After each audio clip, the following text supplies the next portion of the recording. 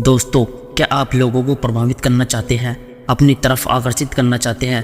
क्या आप लोगों को इन्फ्लुएंस करना चाहते हैं? क्या आप चाहते हैं कि पूरी दुनिया आपकी दीवानी हो? क्या आप चाहते हैं कि सब आपको फॉलो करे और आपकी हर बात को माने? तो आज की वीडियो आपके लिए बहुत काम आने वाली है, क्योंकि आज हम एक ऐसी आर्ट के बारे में बात करने वाले हैं जो दुनिया के सबसे सफल लोगों में पाई जाती है।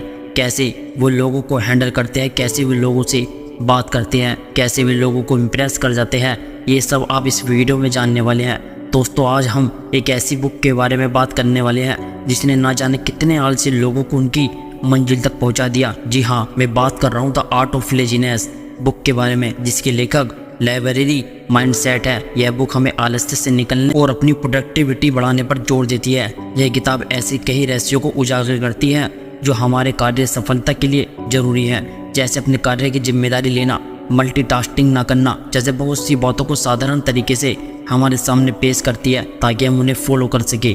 दोस्तों, कोई भी आदत अचानक से छोड़ी और अपनाई नहीं जा सकती, क्योंकि हर आदत हमारे मस्तिष्क में पैटर्न बनाती है और जब तक यह पैटर्न पूरी तरह धुंधले या नए नहीं बनते तब तक हम कोई भी आदत छोड़ या बना नहीं सकते। दोस्तों, आज मैं आपको कुछ ऐसे पॉइंट बताऊंगा जो आपके अंदर से आलस को पूरी तरह से खत्म कर देगा। पॉइंट नंबर 1, अपने कार्य की 100% जिम्मेदारी लेना। दूसरों को दोष देने से हमारी समस्या हल नहीं होती। हम चाहे जितना भी दूसरों को दोष देते रहे, इससे समस्या हल होने की जगह हमारे रिश्ते बिगड़ जाते हैं। इसलिए लेखक अपने कार्य की जिम्मेदारी स्वयं लेने पर जोर देते हैं ताकि उससे होने वाली गलतियों से हम सीख सके और आगे बढ़ सके।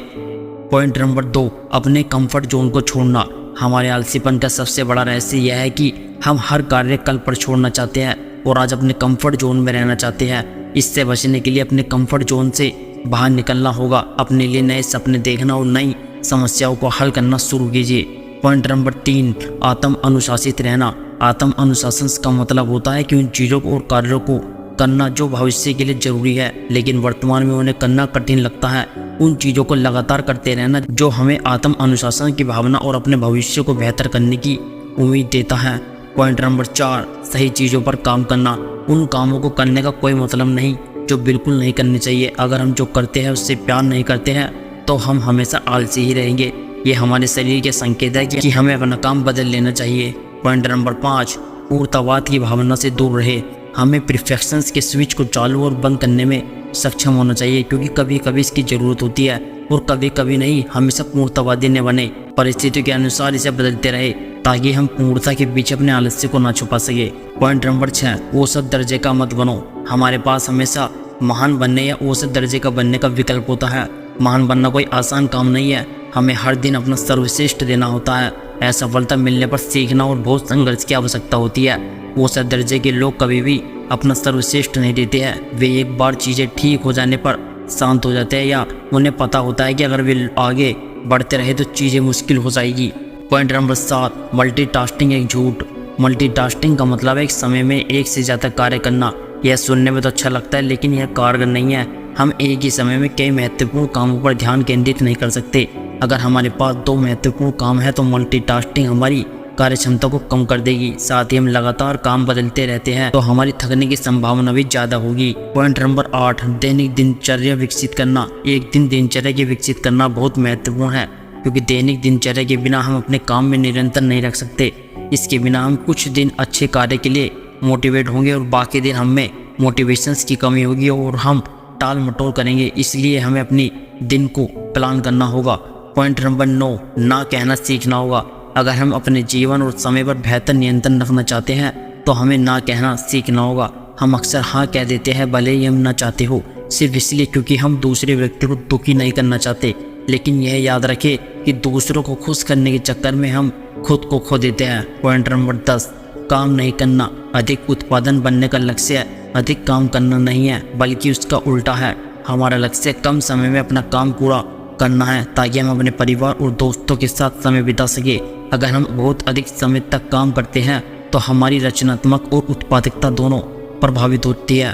पॉइंट नंबर 11, एक्शन के लिए इंतजार न करना। बहुत से लोग के आलसी होने का मुख्य कारण यह है कि वे हमेशा सही समय का इंतजार करते रहते हैं ताकि वे कुछ कर सके, लेकिन सही समय कभी नहीं आता। कोई भी समय अच्छा या बुरा नहीं होता। हम आज ही शुरुआत कर सकते हैं और कुछ प्रगति कर सकते हैं, या हम इंतजार करके खुद को यह दिलासा दे सकते हैं कि हमारा समय आएगा। पॉइंट नंबर 12, खुद को सही लोगों के साथ रखना। हम अपने विचार को बदलना चाहते हैं तो हमें अपने कार्य और वातावरण को बदलना होगा। अगर हम जिन लोगों के साथ सबसे ज़्यादा समय बिताते हैं वे आलसी, नकारात्मक है और किसी भी तरह से हमारे जीवन को बेहतर नहीं बनाते हैं तो अपने सर्कल को बदलना या उनकी सलाह न मानना उचित है। पॉइंट नंबर 13, चिंता करने से कुछ नहीं मिलता। आलसी व्यक्ति को चिंता करना बहुत पसंद होता है क्योंकि आलसी व्यक्ति के पास चिंता करने के अलावा और कुछ नहीं होता, क्योंकि वो कोई काम नहीं कर रहा होता, इसलिए वे भविष्य के बारे में चिंता ही करता रहता है। अगर हमें खुद पर भरोसा है तो चिंता करने की कोई ज़रूरत नहीं। पॉइंट नंबर 14, पहले कठिन काम करो। यहाँ अधिक उत्पादक बनने और बेहतर महसूस करने के लिए एक सरल टिप दी गई है, जो यह है कि पूरे दिन में हमारे पास जो सबसे कठिन काम है उसे पहले पूरा किया जाना चाहिए, चाहे वह कितना भी कठिन क्यों ना हो, ताकि हम कुछ नया कर सके। पॉइंट नंबर 15, टीम को मैनेज करना। हर काम खुद से करना संभव नहीं है, चाहे हम कोई भी तकनीक या टिप्स आजमा ले। हमारे पास खुद से सब कुछ करने के लिए पर्याप्त समय कभी नहीं होगा। कई चीज़ें हमारा बहुत समय ले लेती है जो उतनी महत्वपूर्ण नहीं होती, उन्हें हम दूसरों को सौंप सकते हैं ताकि हम उस समय का उपयोग उन चीज़ों को करने में कर सके जो हमें करनी चाहिए। पॉइंट नंबर 16, किसी भी चीज़ को तेज़ी से सीखना। सिर्फ सीखने के लिए कुछ भी मत सीखो, ऐसी चीज़ें सीखो जो हमारी ज़िंदगी को बेहतर बना सकती है।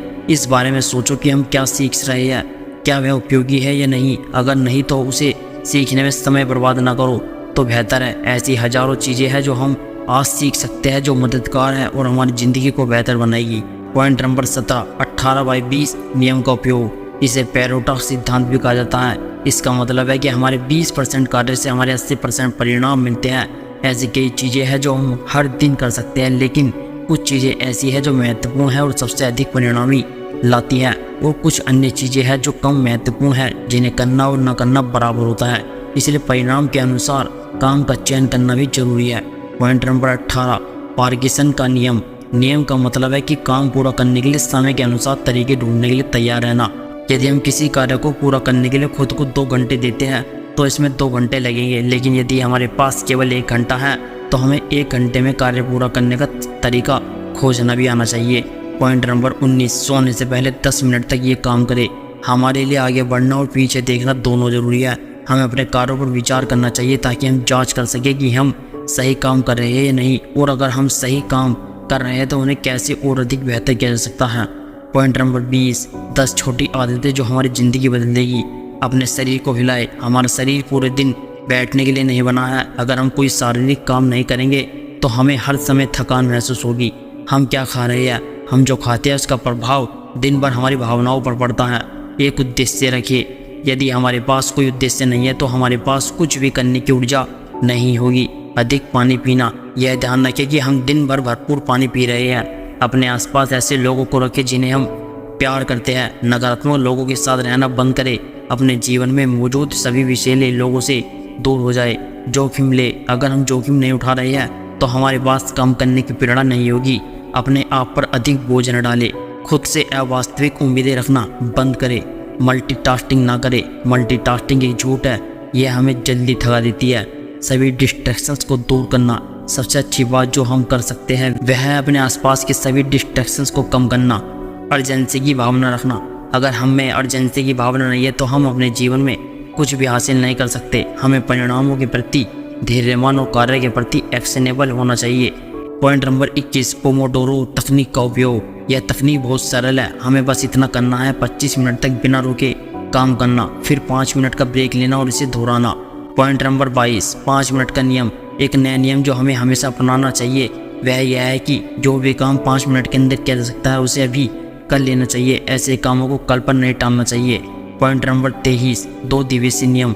2 दिन का नियम सरल है। हमें किसी भी कार्य को करते समय उसमें 2 दिन का ब्रेक नहीं लेना। अगर हमें ज़रूरत हो तो हम 1 दिन के लिए छोड़ सकते हैं, लेकिन 2 दिन के लिए कभी नहीं। तो दोस्तों, ये वो 23 पॉइंट थे जिन्हें आप अपने जीवन में अपनाकर आलस को ख़त्म कर सकते हो। दोस्तों, मुझे उम्मीद है आपने इस वीडियो से बहुत कुछ सीखा होगा और जाना होगा, जिसे आप फॉलो करोगे और अपने अंदर के आलस को ख़त्म करोगे। बाकी वीडियो कैसी लगी आप मुझे कमेंट बॉक्स में बता सकते हो। मैं मिलूंगा आपसे ऐसी ही अगली नई वीडियो के साथ। तब तक के लिए अपना ध्यान रखिए। जय हिंद, वंदे मातरम।